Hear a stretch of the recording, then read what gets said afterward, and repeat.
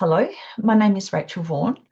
I just wanted to share the presentation that I'll be giving at the Living Free Festival, which is in the Pillar Valley, 22nd to 24th of August 2025. I wanted to put the presentation together, share the slides that I'll be sharing in a couple of days' time, just as a backup. And I also like to share the presentations that I give at these events and festivals freely to everybody afterwards, because I know it's not always possible for people to get out to, it might be too far for you to travel, or you might not have the finances to hire a place or whatever, go out and visit these places. This is very similar to the presentation or the masterclass that I gave for Ley Love Down, which is a movement that I co-founded, where we are doing our very, very best. We have some beautiful volunteers that work with us to bring people into the awareness of how important ley lines are. So ley lines are the meridians. They are the energy channels of the earth. And I've had some really amazing conversations and connections with people since I started speaking out about the importance of ley lines over the last couple of years. Amazing connections. People who've done my psychic development course who've shared their photographs of ley lines and nature spirits with me and have been kind enough to allow me to share those images publicly. And I cannot thank those people enough. You'll hear me referring to those individuals as I go through the presentation. I have named them just first names. Because not everybody wants to be, named with this sort of thing, because there are so many attacks on people who talk about ley lines. It's full on. But I've given reference to them on the slide. So if I forget to mention their names verbally, it's not that I've forgotten them or how important their contribution is. It is so incredible and cathartic to work with huge groups of people, beautiful souls who've done my course, who are so willing to share this information because they know how important it is as well. So I don't own these images. Many of them I've taken myself. So where there's not a reference, it's my own stuff that I've taken. But I want to give credit to people because, this is a collaborative effort, as Ley Love Down is also a collaborative effort. There's a whole heap of people all working together to bring this information into the public sphere. I might be, the face in front, Billy for Ley Love Down might be the face in front at the moment. But that doesn't mean that, we don't have huge numbers of people helping us. This is not a single effort. It's a lot of people involved. All right, so I'm going to start sharing screen and share some of the slides. I've not shared from a PowerPoint before, so we'll see how we go. Hopefully it works well. Okay, so now that I have got it called up, fabulous. All right, so now all I've got to do is go from current slide. Brilliant. Okay. All right, so this is the beginning of the presentation. Again, this is for the Living Free Festival. I really thoroughly recommend people go to these incredible festivals. Dave Armstrong and the other beautiful people that put these festivals on. The whole point of these festivals, from my understanding, is to bring like-minded people together so that we can share our experiences, so that we don't feel alone in the world, because we're all very wide awake to what's going on, and often in our own circles with family and friends, what we talk about is different to what they believe in. And it's because of, the mainstream media, mind control and all the rest of it. It can be very difficult to get this information across. When you're at a festival like this, everybody has the same understanding. So, I believe this is the the beginning of the communities that are going to be coming together. I don't see big governments lasting for terribly much longer. I see people living together in communities, um, animal husbandry, being kind. They're not, I don't want to go too much into it, but these feedlots near abattoirs, it's just cruel. It's just totally unnecessary and totally cruel. And it's all part of the system because abattoirs are in the crossing point of ley lines. So, there are those on this planet who really enjoy causing grief and distress. And that's why so much of the animal husbandry is cruel. So much of the way that we are, they think they're controlling us is cruel. And, the last 4 or 5 years is a very, very good example of that. So this talk is for Living Free, obviously. My specific topic today is how to identify ley lines and their crossing points. So ley lines themselves are energetic channels that traverse the surface of the earth. So they're like corridors of energy. The ones that I've photographed, and they are visible, and I'll explain and show that in a moment. The ones I've photographed across the south coast where I live in South Australia, they have a tendency to be about 2 meters across. They're the ones I tend to walk through and photograph. There are long paths, walkways, many different sort of locations. They can be seen in many different circumstances as well, not just along paths, and I'll show some examples of that as well. There are smaller ley lines that usually are negatively affecting. So the 2 meter across ley lines tend to have a positive effect on the physical system. The smaller ley lines are roughly about a foot across. They tend to have a negative effect. So it's very interesting, the negative ley lines or the negatively affecting ley lines. I've got to be careful because positive and negative can also relate to the ions that can be a positive ion is actually negatively affecting to the body. A negative ion is positively affecting. So I'm going to have to try to be very, very careful with my language here. And I learnt this, I learnt this a long time ago, but it was pointed out more clearly to me by Russell Taylor and Brad Sparley in one of the Ley Love Down knowledge transfer sessions. And I recommend people check that out too. Their talk was really brilliant. So, these ley lines can have either good effects on us or negative effects on us. What we find in urban environments is a lot of those ley lines have been misconstrued. They've been forced into straight alignments, which is not natural. Ley lines are supposed to meander across the earth. That's their natural way of meandering across of movement. Just like the capillaries of the body, they're not all in straight lines. It's branching, like mycelium. So, and I'll go more into that as well. So ley lines, basically, if you think about them as energetic channels, that might help you to understand a little more about what I'll be going into today. Where you get more than one ley line crossing over one another, you get what's called a vortex or a portal space. So these, in my opinion, the way I photographed them, the photographs that my course members have shared, they tend to create these spheres of energy that also are visible in certain circumstances. So again, they're tunnels of energy, ley lines. They also have a powerful magnetic field. I'm just going to move this little thing up so we can see the writing. All right, put it there. So magnetic frequencies travel in spirals. And it's possible to see them with the naked eye because they belie themselves as perfect circles, which are cross sections of these spirals along the landscape that they travel across. It's quite amazing. And this was finally, I had this incredible aha moment speaking to a incredible woman called Dr. Jo Whitaker in, again, another knowledge transfer session for Ley Love Down. And you can access them through my Rumble, my BitChute channels. They're also on the Save the Ley Lines, Save the World Rumble channel for Ley Love Down. Amazing session. It's our last session that we just had. And she just explained that magnetic frequencies run in spirals, and it just made so much sense because I've been seeing these circles in nature, knowing that they're ley lines, knowing that these ley lines are magnetic frequencies. It all made sense. You can see them as spirals going through the landscape. Some of the shares I've got today to show are just, it's uncanny. It couldn't be anything else. It's so obvious. I've learnt to dowse recently and just self-taught, and the dowsing rods also point out that where I see these circles in nature, they are ley lines. Okay, so these circles, these spirals that you can see the cross sections of, they can appear between trees or bushes, along paths, along walkways. They can hover over grass. I've got an example of them over sand, just about anywhere, really. And it just takes a little bit of training to see them. Some of my psychic development course members have seen them really easily. Others, it's taken them a little while. Those that are watching this might know Dale Holmes, and we've been working on bringing the ley line information to the world for a long time, a couple of years now.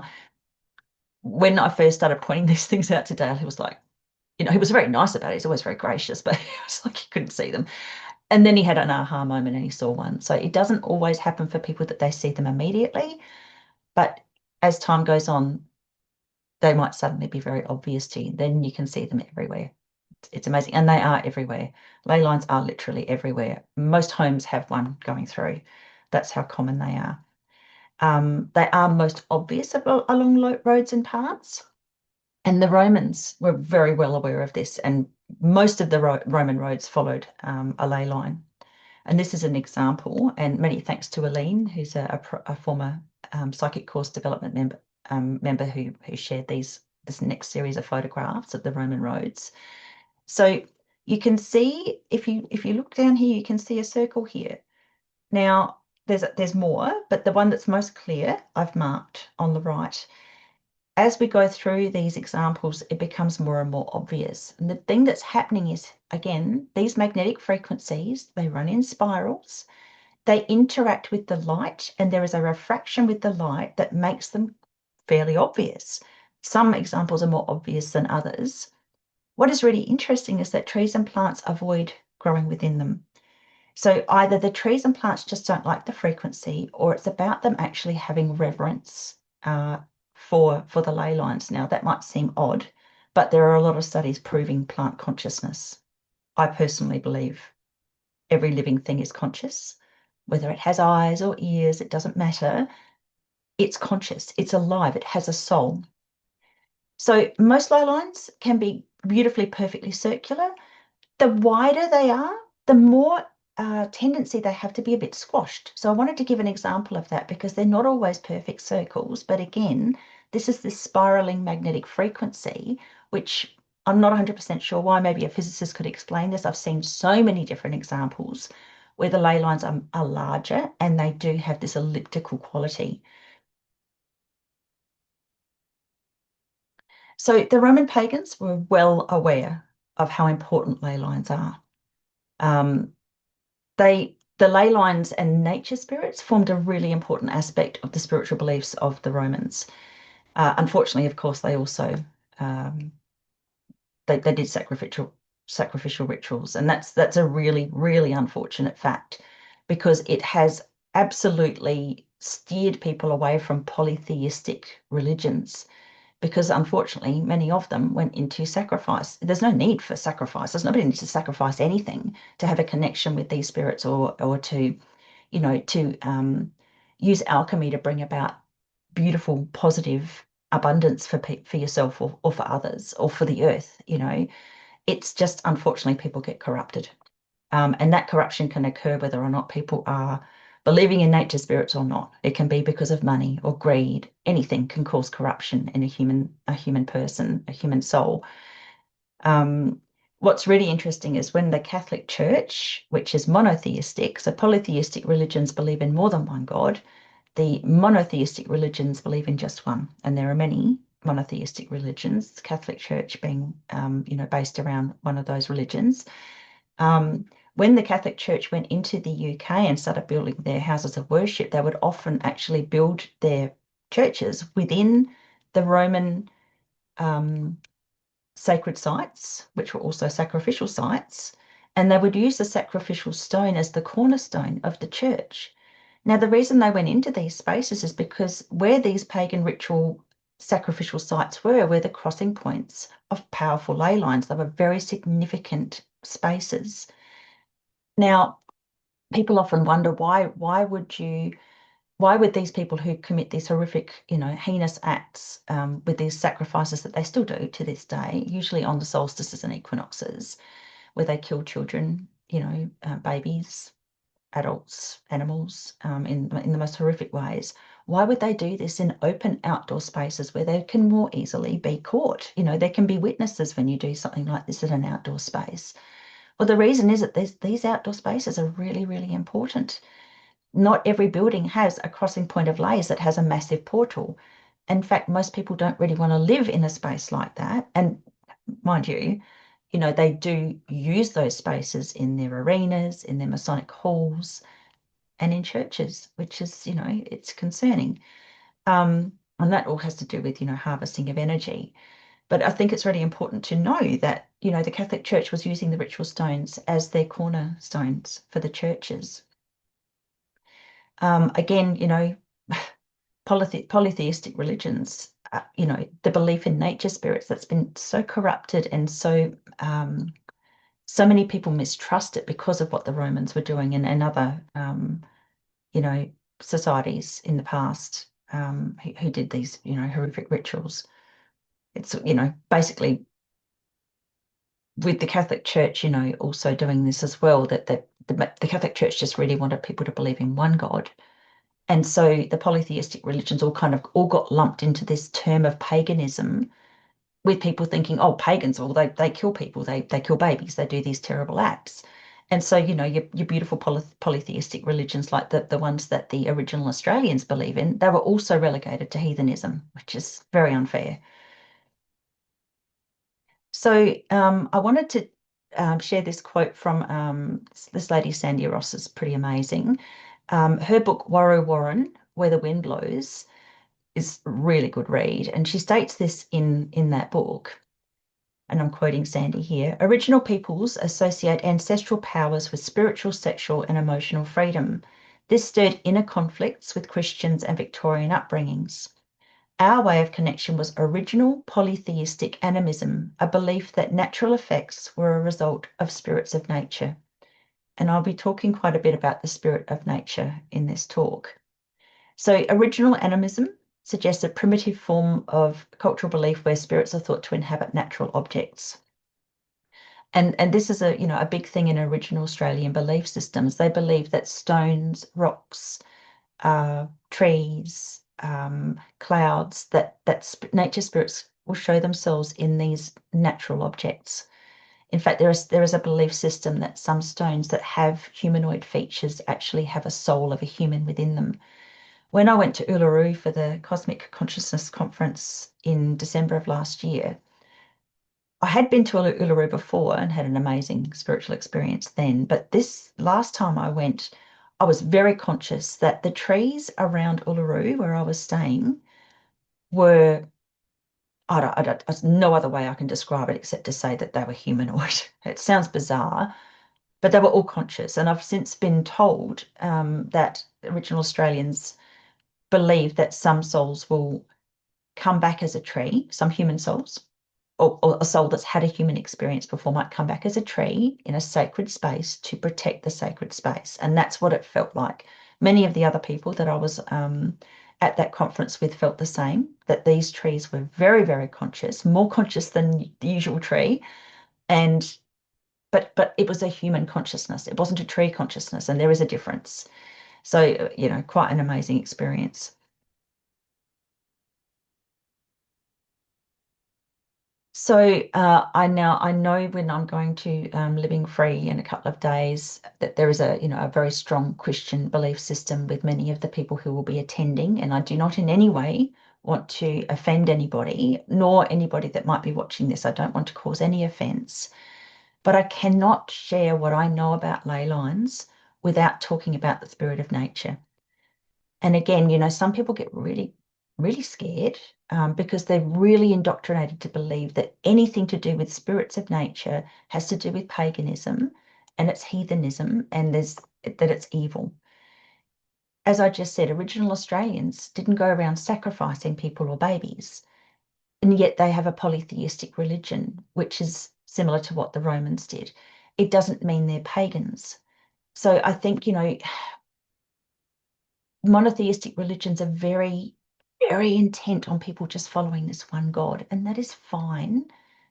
But there's also, unfortunately, a tendency for those who believe in monotheistic religions to be really adamant about this only one God. They're really, really, there's a sticking point, and they have a lot of indoctrination to go around and tell people that they can only follow that religion.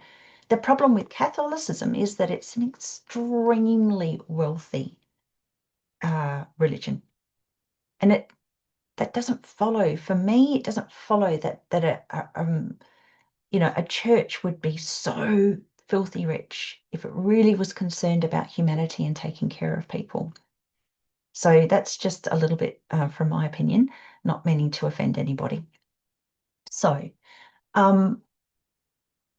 the earth has nature spirits that protect her. The earth herself, in my opinion, is alive. She has a soul. I believe the atmosphere, like the human aura or the aura around any living thing, is literally her aura, her soul. She's alive. There are many planets out there that don't have any life on them, they're not living anymore, in my opinion. They've lost their soul essence. These nature spirits are very concerned with protecting the earth from those humans that are corrupted or other things that might try to corrupt her.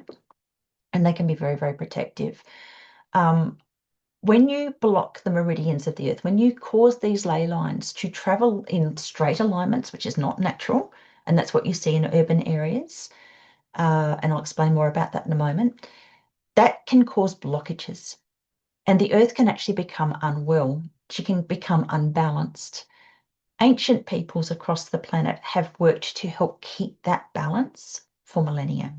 Unfortunately, with secret societies like the Freemasons, the Illuminati, and they're becoming more and more powerful over the last couple of hundred years, or some people say about 600 years, they have spent an enormous amount of effort and time trying to cause the ley lines to spin in the opposite direction that they're supposed to spin in and force them into these straight alignments. And I believe the end goal is to make the earth unwell or to control her.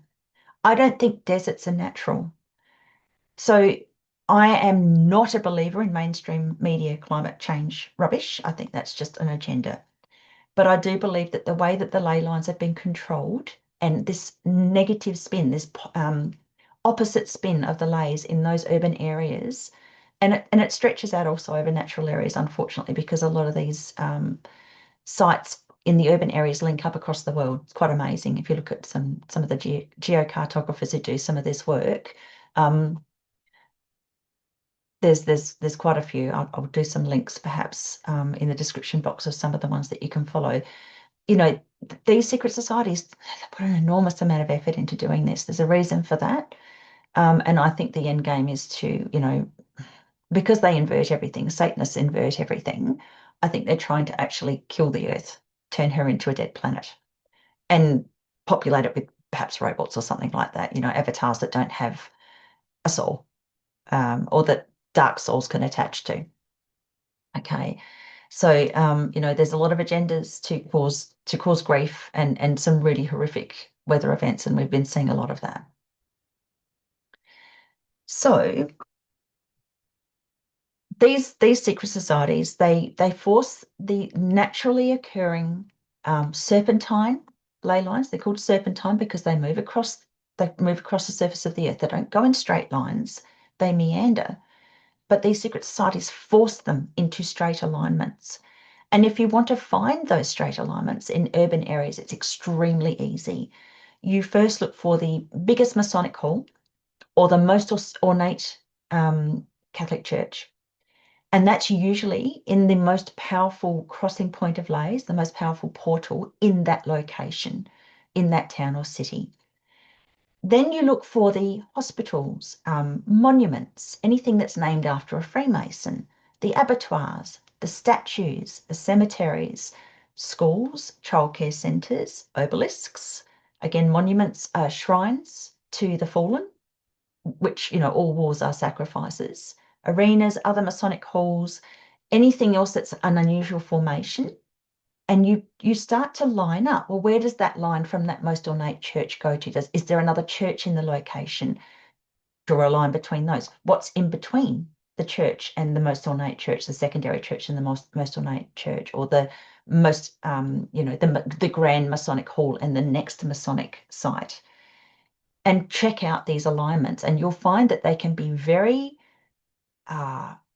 easy to do. I mean, it's so easy, and I'm really encouraging people to do this right now because they operate in secrecy, but they have to do it in an obvious way. It's called revelation of the method. This is why Hollywood exists, to show us what they want us to project into the future collectively, because our collective consciousness creates the future. But also, they have to reveal this stuff to us so that it proves how stupid we are, that we don't even notice. And then hence, it's okay to do these things to us because we're too stupid. We're just cattle, in their opinion. And I'm not saying cattle are stupid either, by the way. I think cattle are incredibly intelligent. Right. So I would recommend watching my presentation that I have shared publicly since giving it at the Adelaide event with Dale Holmes, Nerida McInnes, Julia Starr, and Georgina Georgina Grace. So we did an event in May of last year. I presented the information that's on my Rumble channel. It shows all the straight alignments in one direction. So from St. Peter's Church, the Catholic Church, through, around the Adelaide CBD. It's quite extensive. I've got to go to the other side now and look at what happens, around the North Adelaide area and further out in that direction. But just this one little foray that I did, a little bit of exploration, it's telling. It is telling. What I've found, interestingly, about, if you do searches on ley lines, there is so much effort to try and convince you that they do not exist. It's amazing, and they clearly do exist because the secret societies are obsessed with them. I've noticed that there's an incredible power structure that and this is not funny, it just blows my mind that this stuff can happen. It can be so obvious, and they really think we won't notice. And the whole purpose of it is, when you've got a very powerful ley line, say, or a series of ley lines going into an arena space, and that crossing space in that arena is one massive portal. And then you get people like, very controlled individuals like Katy Perry coming out to the MCG looking like an eye. She goes in and opens a portal. There's all this mainstream coverage about her opening a portal at the MCG. This happened last year. Clearly, they make it really obvious. They want us to know, but it to be subconscious, that we're not paying really much attention. Oh, it's just Katy Perry, putting on a show.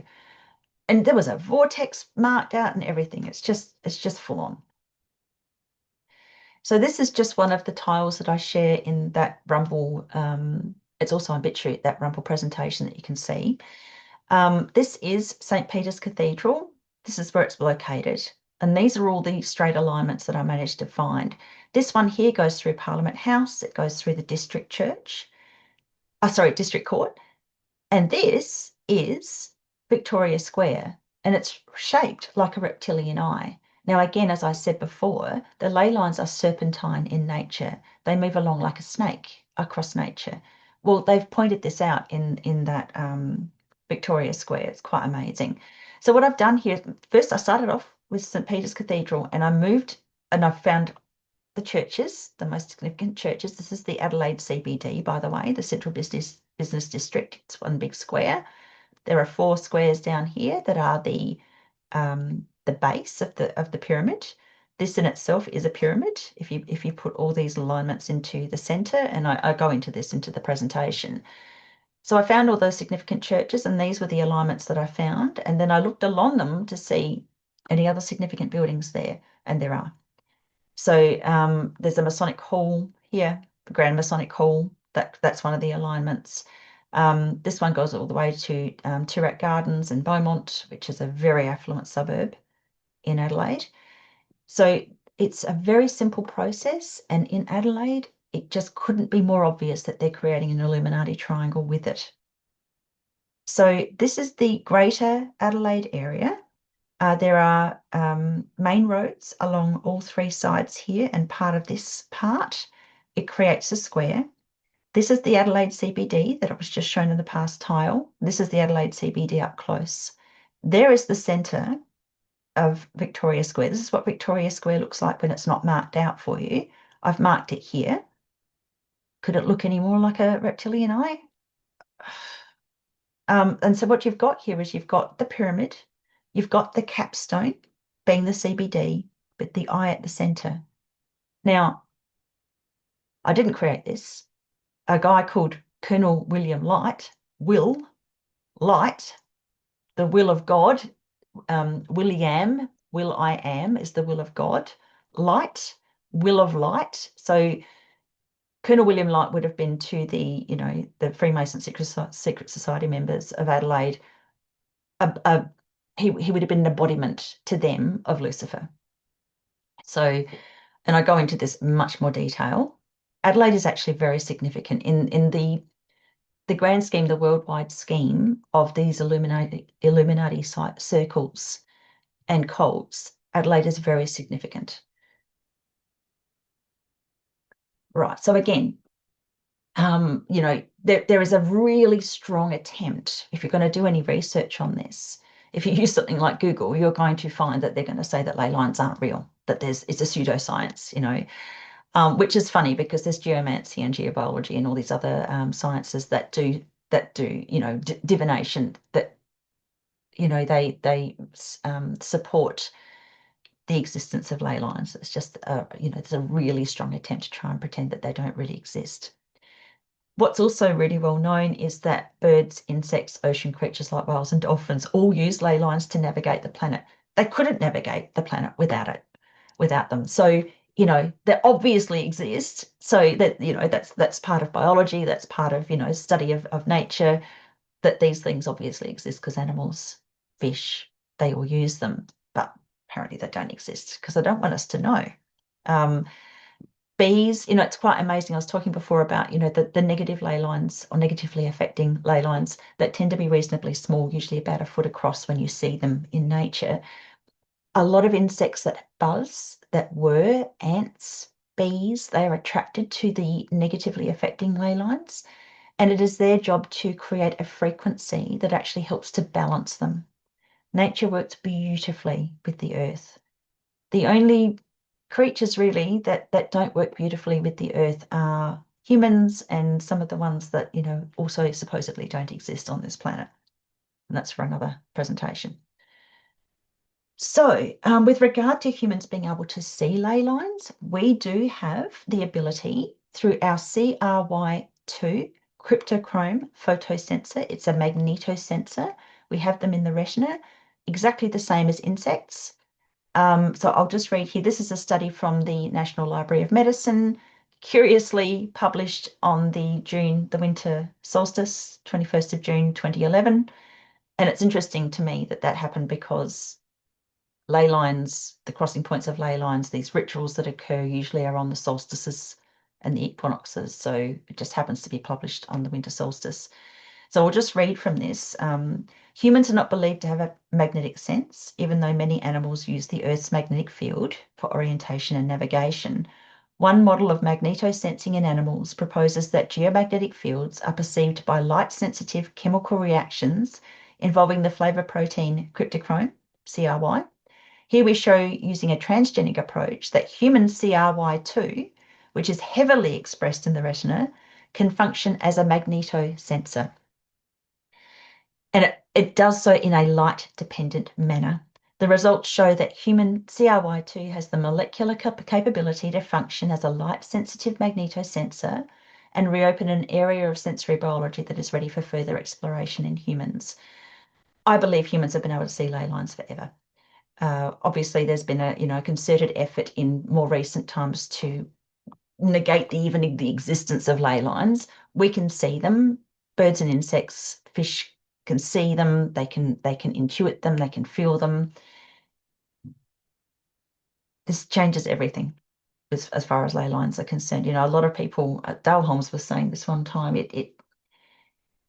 psychic ability is one thing. If you get feelings in your body, it's very difficult to test that. How do you prove that? But if you can see something, if you can capture it in a photograph, it brings the hidden into perspective. And it's very difficult to negate and pretend it doesn't exist anymore. So now there's a gentleman called Alfred Watkins who wrote a book in 1925 called The Old Straight Track. It's a brilliant book. I really recommend you read it.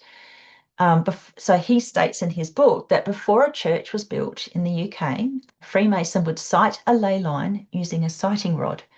And I've spoken about this in many, many different interviews because it is so important. The reason they did that is because they wanted to ensure that the church was oriented into a ley line. Now, I would only assume that this is because they know that these ley lines and crossing points of ley lines where these churches are placed have incredible power. It means that the church's influence would extend far beyond the walls of the church itself. What this does is it creates influence. It also harvests energy. So that's a big topic. And, I think a lot more people in the science arena will be talking about this in coming decades. But this harnessing of energy is really a big part of why ley lines are forced into these straight alignments, why people do rituals within them, why they build churches and other buildings within them, put abattoirs within them, etc. Hospitals, in them, yeah, schools and things. So it's about influence and power. So this is a little subtle, but this is actually a ley line here. And again, it's about refraction of light as the magnetic line, as it travels through, it creates these spirals, or it is a spiral of magnetic frequency. And those spirals will show themselves in cross section in certain places. It's less easy to see them in places like this, but where this ley line continues through, you can see a little bit of it up there. So as it obviously is creating a path through those two bushes. And trees and plants really do try and avoid them as best they possibly can. The examples get a lot more obvious as we come up. And again, I've got to thank the people, amazing people who share these things. So it was Holly who shared this picture. When you're looking at an image like this where the ley line's not really obvious, it helps to use what's called relaxed vision. Now, Walter Kilner, who is the grandfather of Kirlian photography. Kirlian photography is photography of different electromagnetic fields around the body. So he teaches that if you let your eyes go into relaxed vision, so that means you're not staring directly at a point in focus, but you're just letting your eyes kind of just relax, like you've been watching the television too long and you're getting tired and you can't see it in focus. One way is to let your eyes go slightly cross-eyed and then bring them back before they've come into proper focus again. And just let your eyes go a little bit cross-eyed. You might see that circle's actually much clearer.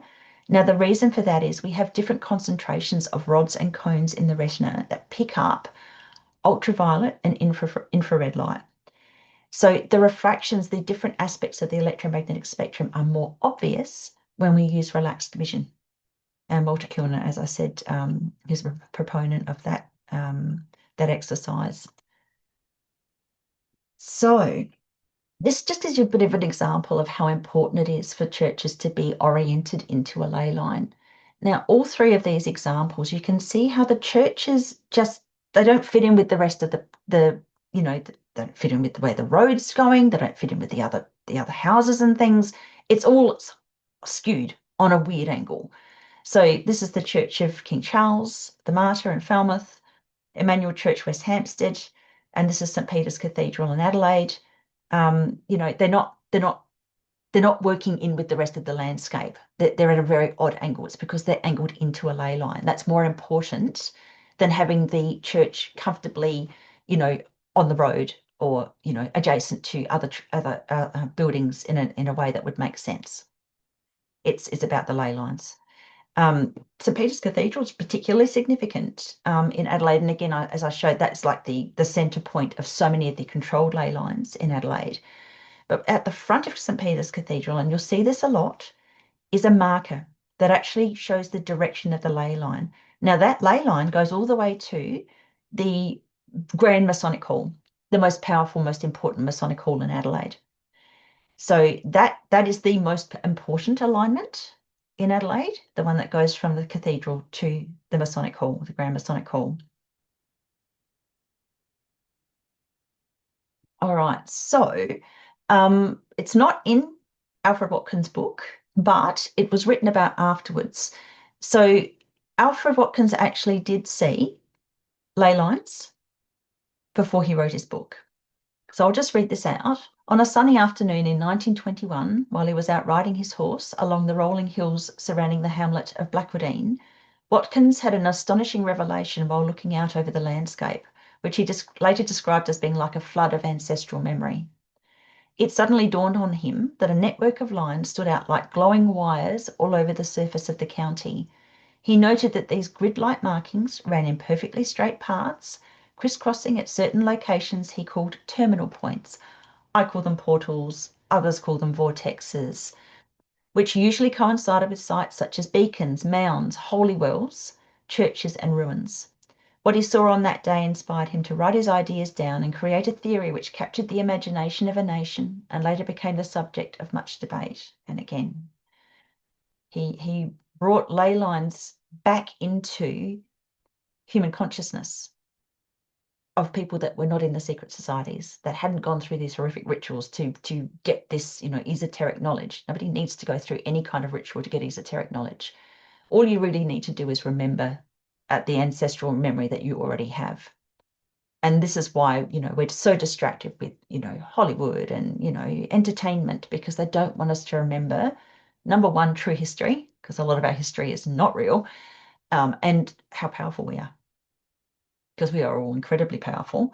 And their power structure would just completely disintegrate, and it will disintegrate, and it is disintegrating the more we remember how powerful we are and the tools that we have at hand, including the nature spirits that don't want these straight alignments. They want to work with us to bring back balance. That's why they're here, to help balance the earth. I believe that's why I'm still here, despite everything, every attempt to try and get rid of me from before I was born. My mother was told to abort me by 3 different doctors because she had German measles. There's been attempts to take me out for a very long time. I'm still here because I think this is the work that I'm meant to be doing. Okay, so again, amazing conversation. Dr. Joe Whitaker and Kelly Heinsohn, beautiful, beautiful people. Kelly has this amazing ability to intuit information from, I guess, the Akashic or from her inner self, or again, that remembering. Dr. Joe has an incredible way of transcribing that information through her brilliance and her ability to, take the scientific language and marry the two, the intuitive with the scientist. Together, they have just absolutely blown my mind. And again, I've been seeing these circles in nature, knowing that they're ley lines for, well, since at least 2012. But I never understood why the circles would show themselves multiple times in these locations. I didn't understand it until Dr. Joe mentioned that magnetic lines run in spirals. It just made everything make sense. So, and it just happened that I had a conversation with her and Kelly last Thursday. I was going to be doing this presentation. It just helped me so much to have that conversation with them. So again, these spirals are more obvious in certain locations. I think this is a very, very good example. The refraction of light, you can see this is one part of the spiral and it goes off, and they don't meet exactly here, but you can see it's going off in a spiral. It's spiraling. So it's just spectacular. Um, just beautiful. And again, thank you to Jodie for sharing this. This is Holly again. Holly, who did my course, provided so much content, amazing. And she's just so beautiful and willing to share, with the public what she shared with us in the course. So can you not see the spiral? I mean, how obvious can it get? It's in so many locations. Now, one thing that I really like to remind people, nobody's going along with a brush cutter, cutting this perfect circle out. This is nature. This is a ley line expressing itself. So you can't miss it. It's so obvious. Line after line after line after line. And even if you did go along with a brush cutter, you couldn't do it. You couldn't make it that perfect. It's not possible. And it is not footfall. It's not the compaction of the dirt underneath foot as people walk along these paths or ride along these paths. It doesn't make sense. It would be like a rectangle. It would be like, it would be um like a tunnel that's not circular if it was just footfall with people, brushing past things and maybe breaking off twigs. People don't walk along with their arms stretched out, breaking off twigs. It's there's no other explanation for it except that it's this ley line spiraling down through this path.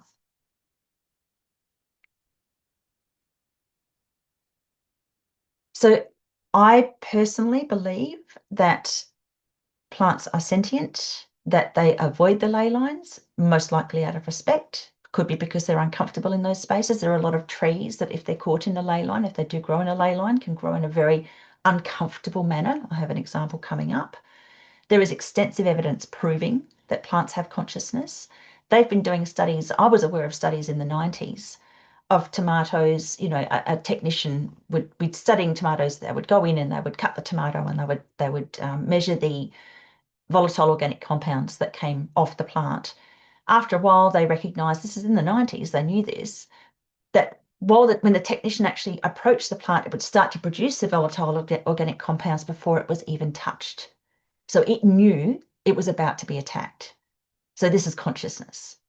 And this is, precognition also. This is intelligence. It's not just consciousness, it's actually intelligence. So, in my opinion, along with the nature spirits that, that exist within plants and trees and that are what some might describe as fairies. And fairies are not all these, Tinkerbell types. That's just one image of fairies. Fairies are nature spirits, literally, that are here to protect the earth, to protect plants, to protect the soil, to protect the elements also. And you've got your elementals that, are also part of this process of protection, water being one of the most conscious, salt also being conscious. So it's a very intricate and complicated web of intelligences. And for human beings to think that, we're the only really intelligent being on this planet, it's, with the cult of materialism, with the sciences, not all sciences, but a lot of the sciences are just so one-eyed about things. It's just a mockery really of what really is going on. So this is an example of a leaf after having been cut, and you can see the soul of the leaf is still represented in the Kirlian photograph. So it's quite amazing, and I feel really emotional when I see this sort of thing because I recognize that even if you're vegetarian, the plants that we eat, the roots that we pull out of the ground, they're conscious too. So the only way I can really get around that is to be, show reverence because we have to eat. It's an unfortunate fact that we live on a predatory planet, so we have to eat. If you don't believe in plant consciousness, I really recommend you watch the movie Fantastic Fungi. It would be very unusual if you got to the end of that movie and didn't believe in plant consciousness. There's a lot of scientific evidence. There's a lot of very intelligent people speaking about the incredible network of mycelium that works with all of the other plants in symbiosis in areas of endemic scrub or endemic forest. The mycelium is actually their telecommunications channel. So mycelium is a network of, it's like capillaries of fungus that are underground. And when you dig in the ground, you actually find there's just white filaments. And it looks like the capillaries. And it is the capillaries of the forest, but it's also their telecommunications channels. Now, they've done studies where they've taken a series of trees, like trees, so say they're all conifers, for instance, and they will cover up one or two of those conifers so they can't get any sunlight. And the other conifers around them will feed those trees through the roots and through the mycelium so the trees don't die. Now, if that's not consciousness, I don't know what is. So it's quite a beautiful thing when you think about it from that point of view. This is why areas of endemic forests and scrub and areas that are untouched, that haven't been turned into monocultures, are so important. And on that note, we need to be able to access them. Human beings need to be out in nature. We need to be out in nature. Nature gets lonely for people, according to an amazing man who speaks for the Sky to Earth conference with Madeline Doherty and Dale Holmes, Clint Walker. Country gets lonely for people. We need to be her custodians. We need to be out in nature. So wherever they are in the world telling you, these idiots in so-called power that you can't go out into your areas of nature, don't listen. Okay, so these photographs were shared by Mark F., another psychic development course member. Amazing, amazing photographs. So again, this line here could not be more obvious. These photographs are not touched. There's a perfect half circle there that you can see, literally. It couldn't be more clear. So I've marked them here. And again, it's that spiraling nature. And, this tree above, gum trees do tend to be a little bit kind of, all over the place. They're not a very structured, straight line kind of tree. But they become even more kind of scribbly and weirdly shapen around ley lines as well. So that's another sign. So Alfred Watkins calls them mark trees. It's another sign of a ley line in the area or a portal.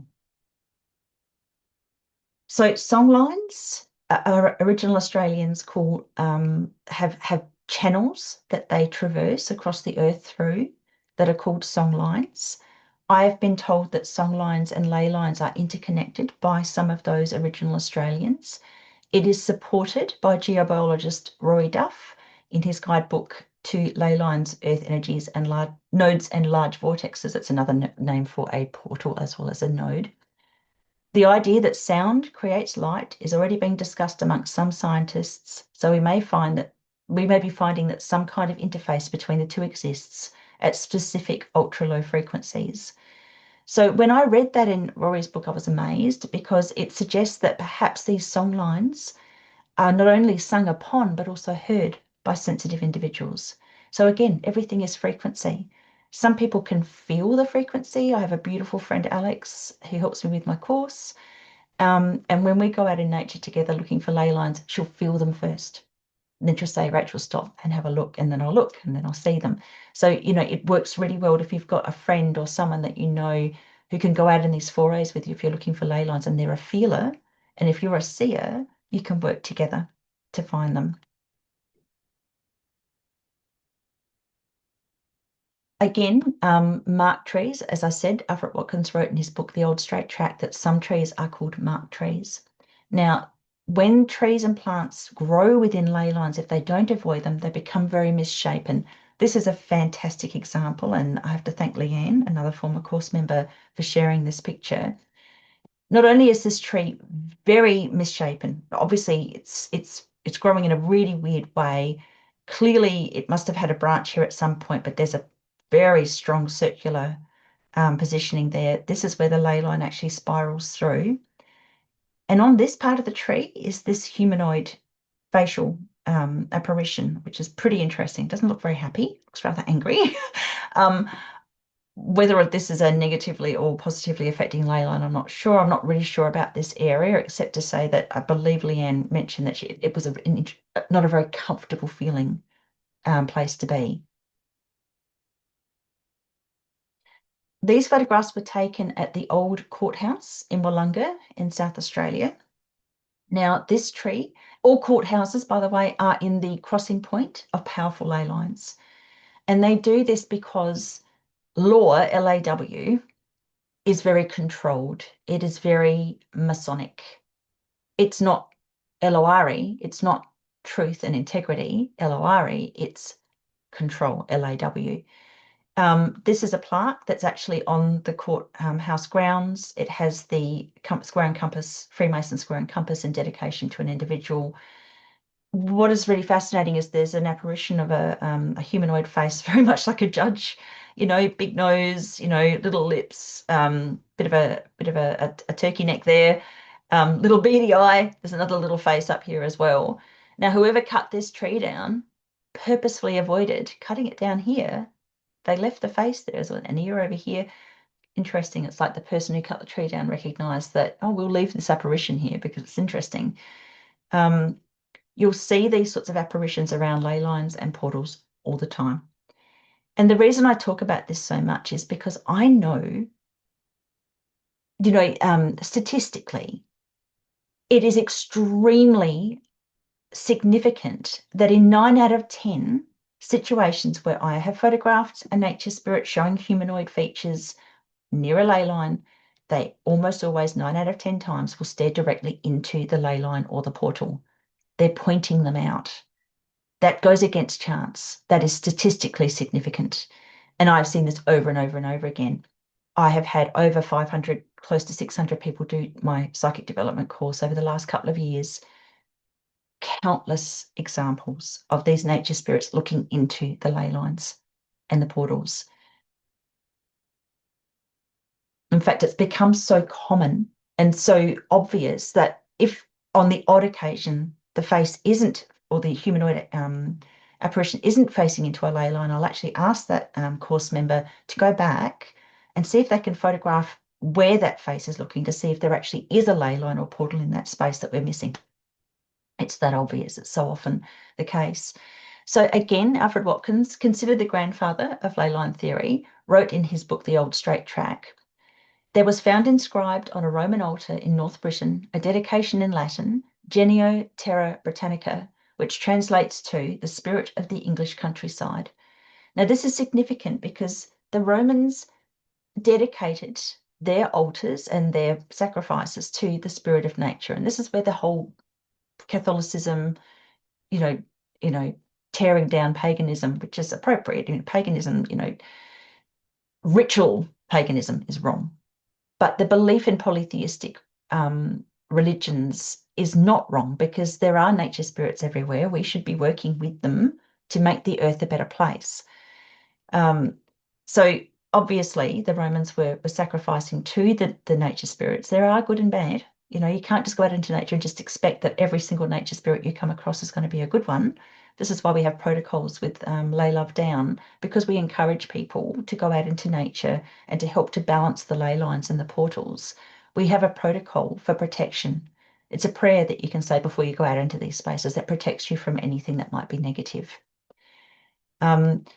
What this actually relates to is this green man theory, or the belief of a green man.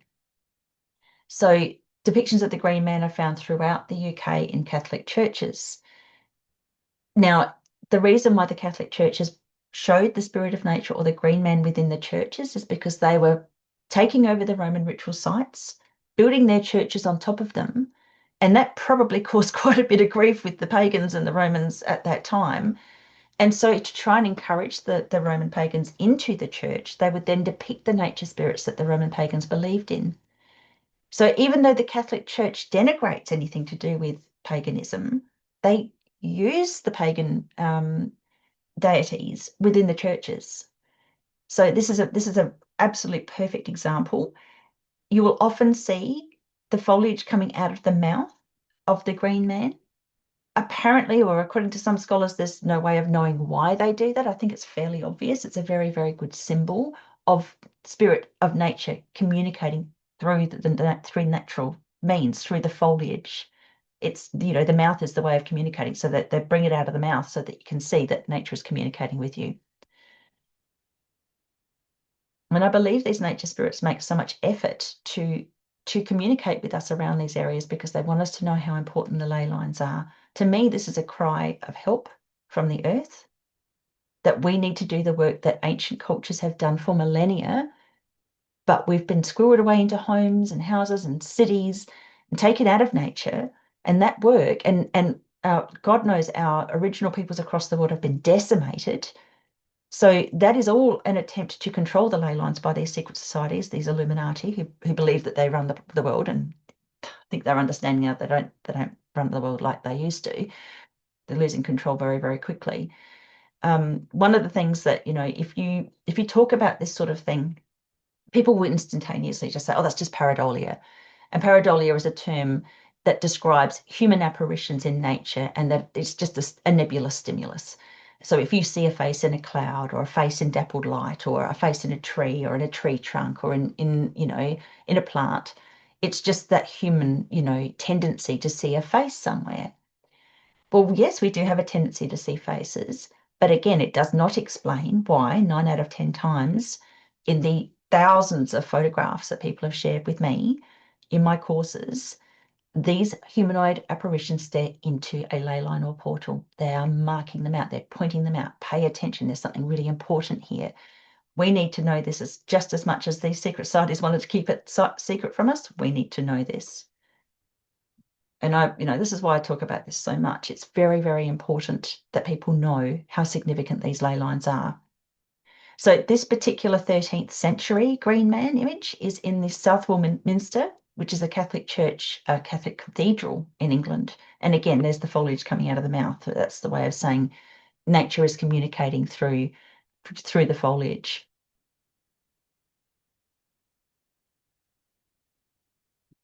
These are just some of the more impressive examples. Just move my little of the green man in the photographs that my former course members have shared with me. So again, thanks to Alicia, Gina, Holly, Carolyn, and Jessie for these shares. This one I took myself. I'll share this a little bit more in a moment. This one was taken by Alicia, which is just uncanny. So we've got 2 eyes, a nose, a mouth, cheek, forehead. To me, that's very, very clear.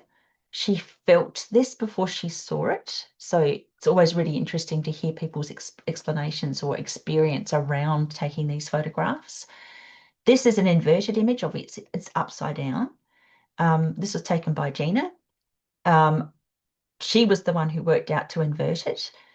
It looks just like the face of a child, a little girl. It's so uncanny. It looks so much like a girl. There's a bit of a sad story around this. I won't go into it, but it could be that this is the apparition of a child who died in the area. This was taken by Holly. Again, Holly shared so much in the course. Amazing woman. Quite uncanny. It's almost like this green man's trying to climb out of the tree. This was taken by Jessie, another spectacular example. And you'll often see them in tree trunks, and they're often usually quite large, these humanoid apparitions. And this one was taken by Carolyn, which it appears to be almost like someone on a cross, or bearing a heavy burden. Just incredible. So this particular image that I took in Belair in South Australia is a green man. So we've got a big nose, an eye, ear, big warty cheek, mouth down here, downturned mouth, and a big chin. And he's actually looking into a ley or portal. I can't tell which one it is. If I'd had more photographs on that day, I could have told you whether or not it was a ley line or portal. Portals tend to be quite large. This could, however, still be just a large ley line.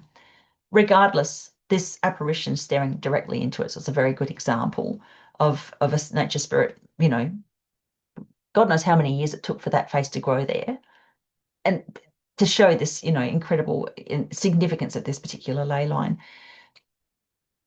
If you can see the circle appearing over the grass can belie a ley line. You just need to know what to look for. Again, using relaxed vision, you might see that ley line more clearly if you use relaxed vision. So in Rory Duff's aforementioned book, he states that ley lines seem to have a strong connection to the universal consciousness. When I read this, I was also very excited, because I've long believed that these ley lines are literally the repository for the Akashic record. So the Akashic record is the sum total of all thoughts, events, and actions on Earth. It's like the Earth's memory of everything that's happened and everything that will happen. So it's everything. I've never seen the Akashic as a whole of books. I've always seen it as an energetic, database, I suppose is the right way to describe it. Where you get these ley lines, in my opinion, they are fifth dimensional frequency. They are magnetic frequencies, but in my opinion, it's also fifth dimensional. And I believe the Earth is coming into a fifth dimensional frequency. At the moment, we came into permanent harmony time of the ley lines at the end of last year in December. And that was prophesied by Rory Duff. So we're coming into, we are in a fifth dimensional frequency. We're just waiting for some that haven't woken up yet to come into that understanding also. And then we'd come out of this, horrible power structure that we've been stuck under for such a long time. So the fifth dimension is, in my opinion, where all the other dimensions can be accessed. So if you've got a ley line or a crossing point of ley lines that is fifth dimensional frequency, all the other dimensional doorways to hell and to heaven are accessible from that point. And this is why people in secret societies do these horrific rituals in these spaces, because death opens one of those doors. It doesn't matter how light that soul is. If you use spell casting, you can turn it around and you can open up a dark dimensional doorway and conjure something up. And I saw this happen. And it's horrific. And these entities that they conjured up didn't want to be here either, by the way. These idiots that conjure these things up really are just bringing in terrible enemies for themselves, because spells can be undone. And I believe that we're coming to a time where a lot of the spell binding will be undone, and these entities that have been called in to give these people power in this dimension will turn on the people that called them in. And that is going to be a free-for-all. It's going to be a mess, and they've only got themselves to blame. So lending credence to my belief that ley lines are fifth dimensional corridors is the long-held UK tradition of carrying coffins along ley lines to cemeteries. Again, because, ancient times people understood these things. These are still traditions now. The ley line being a corridor or a multi-dimensional space allows the soul then to find the doorway that its energetic frequency allows it to cross through. It's a little bit like a key to a lock. Those of us who have, done the right thing in our lifetime will get to go to a nice dimension at the end of our lives, because our soul frequency is like a key to the lock of that dimension. We can go through that doorway. Those have done terrible things, that the only dimension they can go into is either stick around in the third dimension and cause a lot of difficulty, or physical dimension, or they can go off to the dimension that they actually belong in, and many of them don't want to do that. Okay. Now, this is the Tucky Tucky Bora ring. This is adjacent to Cemetery in Lismore. It's great examples here. Deb Mack, thank you very much again, because she went along and actually she photographed and filmed this location. I had already found these two images on, or sorry, this one image on the internet. And there's a portal there and a ley feeding into it. You can see that beautiful circle there. Well, Deb went along and took some footage, and you can see the portal and the ley from a different angle in her photograph, which is fabulous. So again, it's all evidence if we just know what to look for. So the fact that this is juxtaposed to a cemetery, again, most cemeteries are placed in the crossing point of ley lines. Bora rings are in the crossing point of ley lines. So the juxtaposition of the two is just a very good example and highlights what I was saying in the past slide. So crop circles, I believe, oh, well, not just me, a lot of people have often or long believed that crop circles are interrelated with ley lines. So crop circle experts have said this for a very long time. It's also very interesting that there are magnetic frequencies that are picked up in these spaces as well. I have a theory that in cases of genuine, so this is not my theory, this is actual fact, in cases of genuine crop circles, the stalks of the plants bend at the nodes. Now, that's extremely difficult to do. In the fake crop circles where people go along with a board and they squash the grasses out, they don't bend at the nodes. But in genuine cases of crop circles, the stalks bend at the nodes, the strongest part of the plant. And what they've actually found is that the nodes themselves cook from the inside out, and it causes the stalk to bend because it's cooked, so it's not holding the rest of the stalk up anymore, it bends over. So that's actually how it happens. They've also found that in these genuine crop circles, there's microwave energy. They can actually detect microwave energy. Now, I believe personally that it is actually ball lightning that causes the crop circles, that it's the ball lightning traveling along ley lines and getting caught up in portal spaces that prints the crop circle, the information out onto the ground. So when I teach my psychic development course, I show a video. I couldn't do that in a PowerPoint presentation that actually shows, and it's from it's quite an old video, very hard to fake. Shows two balls of ball lightning traveling over a field. And I'll show a little bit more about that in a moment. So ball lightning is linked to microwave energy, and it has been observed in many cases of genuine crop circles. So this is the Oliver's Castle example. This is from the film that I show in my psychic development course. In this, you can see these two little white dots. These are actually spheres of light. And as they travel in unison, as if they're following two channels, perfectly aligned together, as they travel, they're at the same distance from one another.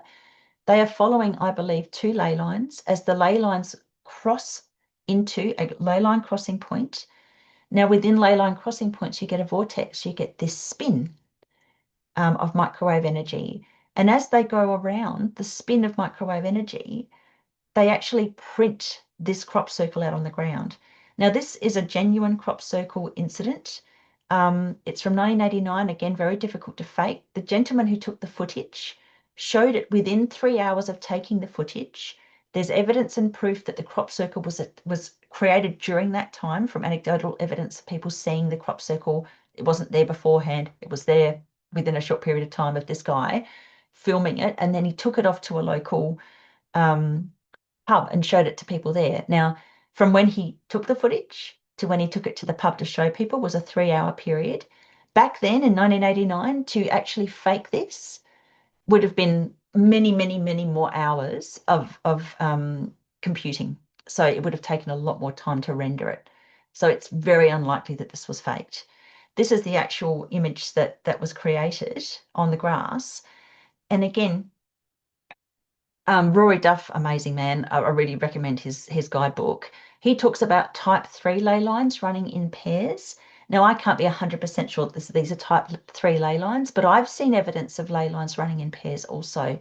Very often, Where you'll see a larger ley line, you'll see a smaller one next to it. So they do seem to correlate.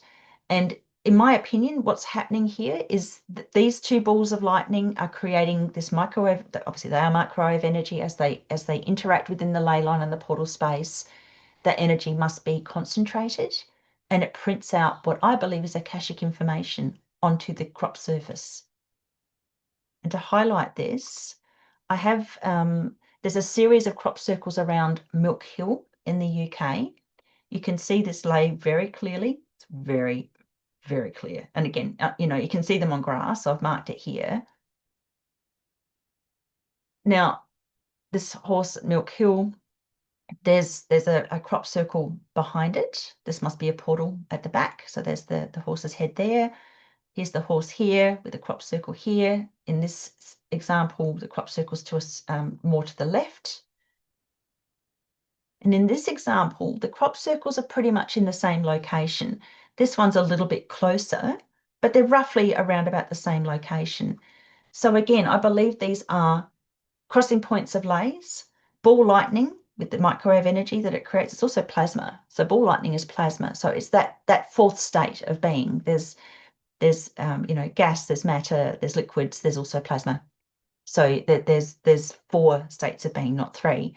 So I believe that what's actually happening here is that ball lightning getting caught up in those ley lines as they cross over into a portal space where ley lines cross. As they get caught up in that vortex, it concentrates the microwave energy, and they are literally printing out the information in those ley lines onto the crop, much like as if you put a record on a record player and put the needle in the groove and it releases sound.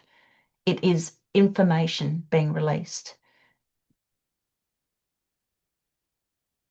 So, and back to ley lines, in order to see them, it is easier to see them when they're in smaller format. So if you take a series of photographs, you feel that you're in a ley line at that time, and that's the other thing too.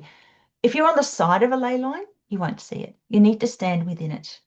So it's when you're in the actual spiral itself, you'll be able to see it spiraling in front of you in these beautiful circles. So if you think you've stood in a ley line, you think you've taken a photograph of one, but you can't quite see it in the photograph, put it into thumbnail form, look at it from a distance and see if you can see it then. And again, relaxed vision, that will help. And thanks to Holly and Chloe and Carrie for these pics, which are just beautiful.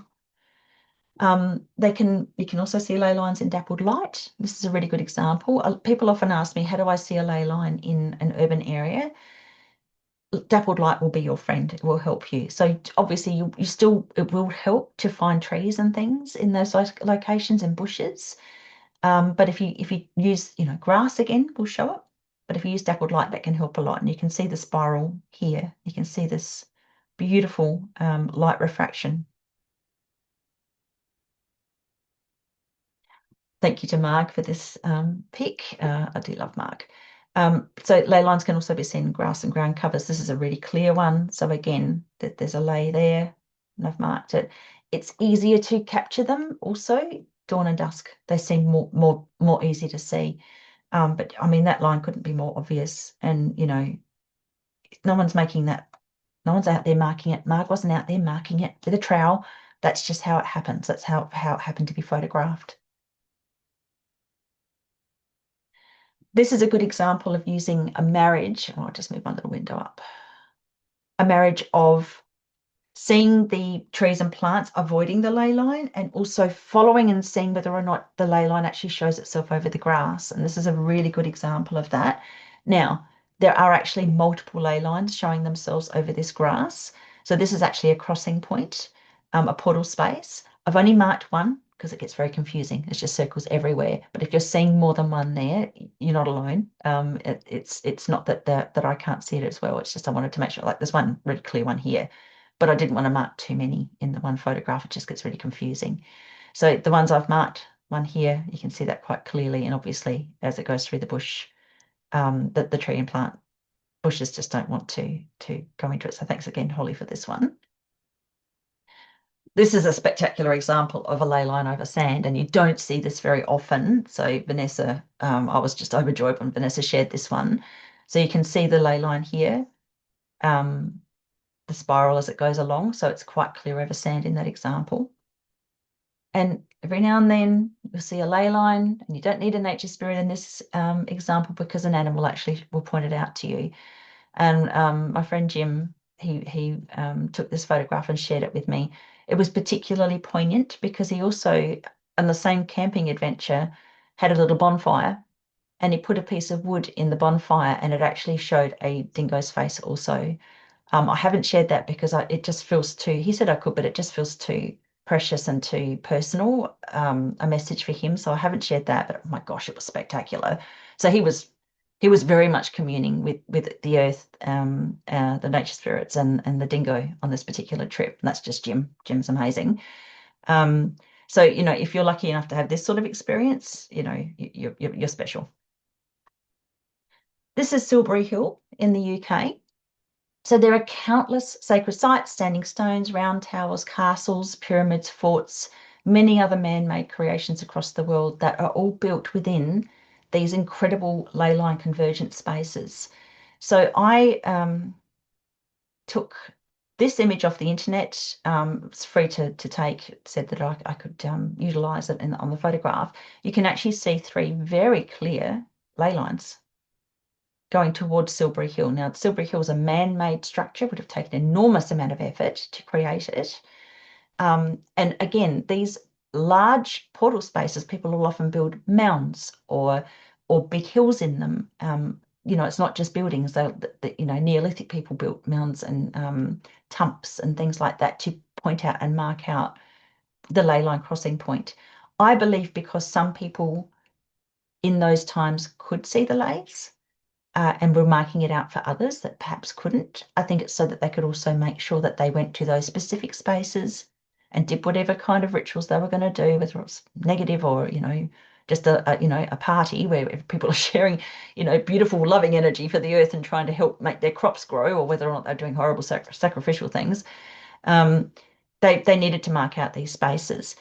This is a really good example because the portal in the back there where the hill is huge and really obvious. You can't miss it. So I've marked it here.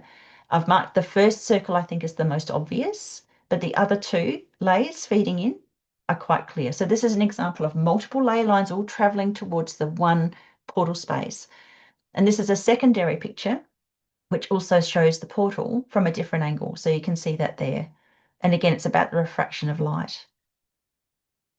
And I encourage people, go along to these sacred sites, use your protocols for protection, obviously, if you're going into those spaces, but go into those spaces and photograph. If you stand within a space, if you're comfortable to stand there, you've got your protocols in place for protection, I really recommend taking a photograph every couple of steps as you pivot in that space. And then you can actually see how many of the ley lines are actually coming into the space, or what direction the ley lines are going in. Even if you're just in the one ley line, take a photograph of it in one direction, do a 180, and take a photograph in the other direction. What is uncanny is I see the leys with my naked eye. A lot of people see them more clearly on a screen. And it is easier to point them out on a screen. It's a static thing. You've captured that magnetic frequencies that's spiraling through in a static shot. So it can be very clear. Dale Holmes took this pic. Amazing. This is at the Picnic at Hanging Rock site, which is there's an incredible magnetic anomaly that leads to this particular site. It's a well-known magnetic anomaly. Again, you've got your humanoid apparitions in this space that look like faces. So there's one here with a big ear. There's one very clear one here. There's a face here, a face here. It's surrounded by faces. And this is actually quite an amazing portal. So again, if you let your eyes go into that relaxed vision, you can see the line here. It's really clear. Quite an amazing photograph. So this is shared by Sarah G, who's one of our amazing Ley Love Down volunteers. We couldn't do the work that we do at Ley Love Down without people like Sarah. She also conducts the monthly meditations. She does one of the monthly meditations. So we do guided meditations for Ley Love Down for those people who can't get out into these spaces often enough, or they might be wheelchair bound or something along those lines, but they can still remotely share their frequency, their loving frequency, to help balance the leys from from home through these guided meditations. So we try to cover every sort of possibility for people to get engaged. And this is also healing for people. You know, a meditation where you feel empowered to help the earth is helping you as well. It's part of your healing process. This is quite amazing. She found this just in a mainstream, I think it was on X. I think this guy's actually a journalist, so his name's Matt Dagley. It's a photograph of a playground, I think she said, on Prince Edward Island in Canada. It's called Rainbow Valley. And playgrounds and amusement parks, just like schools and childcare centres, are often in the crossing point of ley lines. Sarah visited this park as a child. I don't know that she was aware of the ley lines then. I would say probably not. But she shared this on the Ley Love Down Telegram channel and just expressed her glee at seeing, you know, she used to go to this place and now there's this mainstream picture. And because she's done my course and she knows about ley lines now, she can see them. And it was just lovely, a lovely post, and I wanted to share it because it's a really good example. Again, I'll get the window out of the way. Not sure if you guys can see the window. I won't know until I've done finish the recording. So it is just, it's my joy to share this information and to help people to see these things. Because again, it's the hidden world, but it's not hidden if you know what to look for. If you use these simple techniques, you can see ley lines too. And when you know where they are, and if you use the right protocols for protection, and they're not complicated, by the way, the prayer protection protocol, you can do it, you say it within 30 seconds. It's done and you're protected. And by the way, your intent to be protected is your most powerful tool. You don't have to pay for expensive anything. Your intent to be protected with a prayer protects you. Okay. So I don't want people to be nervous about going into these spaces thinking they're dangerous. Ley lines are everywhere. You probably cross one every time you walk down your street. Very likely. There's Rory Duff speaks about this. There's rarely a square kilometre where there wouldn't be a ley line in it. They're everywhere. And as I said, most houses will have at least one going into them. So, you know, to know that that hidden world is available, that if you use a protocol for protection, you can go out into these spaces, then you can meditate. You know, you can speak to your higher self. You can just commune with nature. You can make a difference. That is incredibly cathartic. It also, you know, when you go out into these natural spaces, there's some protection from Wi-Fi energies as well. You know, a lot of trees have been cut down right now because the cell towers can't get too wide a range because trees absorb some of those frequencies for us to protect us. So when you go out into these spaces, you're protected more from those electromagnetic frequencies that are man-made. It's just good for you. And again, mycelium, the negative ions that come off mycelium, that come off large bodies of water, are positively affecting for the human body, for the soul. It repairs the aura. So going out into these spaces, it's not just about the ley lines, it's about your health. Your physical and spiritual health will be benefited by going out into a space like this. Again, I'll be doing this presentation at Living Free Festival. I'm not going to be sharing this beforehand, but I'm actually going to be doing a ley line walk the next day. So I speak on the 22nd. I share all this information on the 22nd, and I do a ley line walk and talk the next day, which I'm really looking forward to. I just hope they'll let me keep my divining rods when I go through airport security because they're pointy.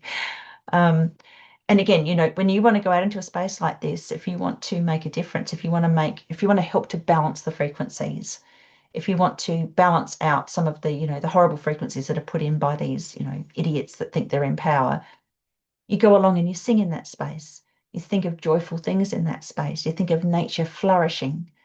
You take in your divining rods, your instruments, your singing bowls, crystals, your loving intent. All of those things make a difference. And love for Mother Earth.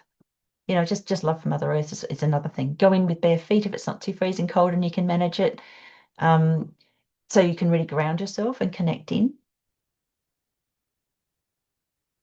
I would love for anybody who's watching this to join the Ley Love Down project if you can. Find our website, www.leylovedown.com. We are working together to do as much as we possibly can to bring as many people into this knowledge that ley lines are really, really important. They are the Earth's meridians. She needs to be healthy. We need to be helping her be healthy. She keeps us alive, so we need to do our best to help her also.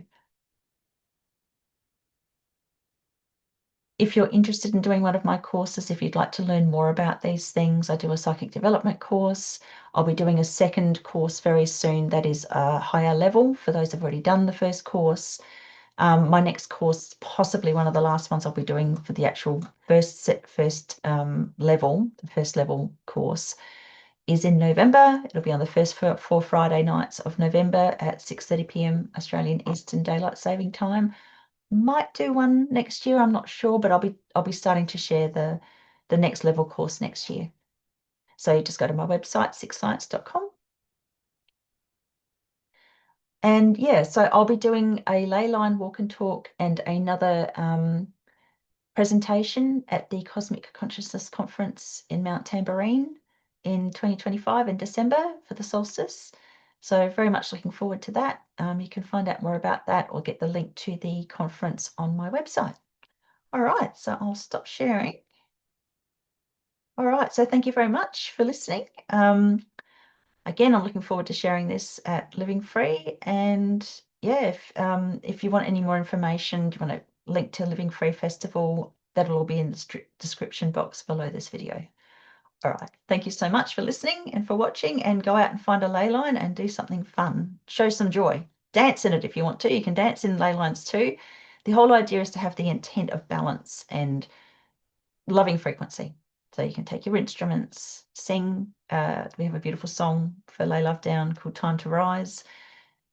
Whatever you feel is right in that space to help balance and heal the earth. All right. Thanks heaps, guys. See you next time.